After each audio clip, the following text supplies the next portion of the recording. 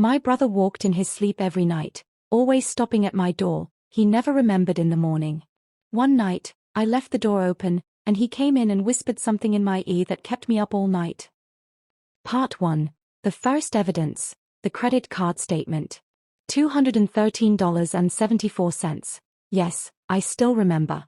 It was the night we had dinner at Red Lobster. He kept talking about his office meeting, and I never paid much attention to it. But this amount, this laughing moment, it didn't seem like anything special, or maybe I just convinced myself it wasn't. When we got home, I pulled out one of the receipts from my files. There it was, in red ink. Dinner for two, $213.74. Was the meeting ever real? What was this business trip? And this receipt, how could this have been? He was laughing and chatting all night, so happy, but perhaps I was the fool. I couldn't see what was really going on. Part 2. The phone call detail, hidden conversations. One day, I was reviewing the phone bill, and there was a number that kept appearing. $56.33. The next day, I checked the call history. Don't you remember calling this number? I asked him, looking at him intently. No, maybe it was for work, he said, laughing it off. I didn't understand that this was a lie, but then I didn't get the chance to question him any further. Why? Because he always seemed so calm. He never let me uncover the secrets lurking behind his actions. And I was always trying to handle everything, thinking it would pass. Part 3. The hotel receipt, the last clue. Then came the hotel receipt that mistakenly ended up in my inbox. $186.42. And written on it was, 2 guests checking in. I read it carefully, and then everything became clear. This meeting, he never wanted anything more from it. And I truly believed he was deceiving me. He always showed me these little lies.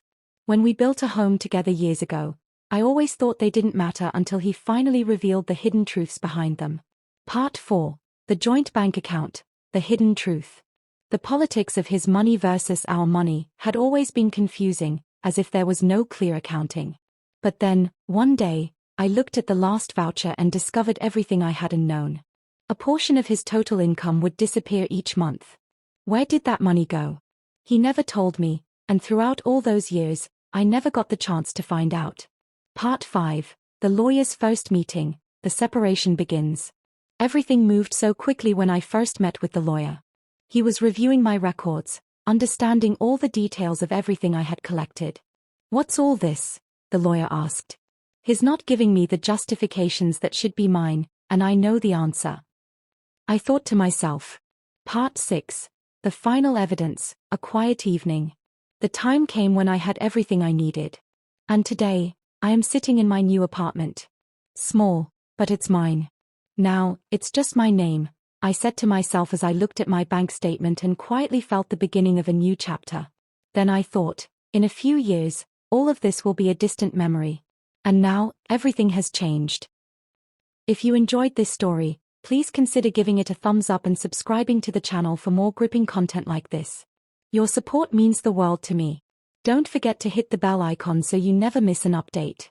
Thank you for being here and sharing this journey with me.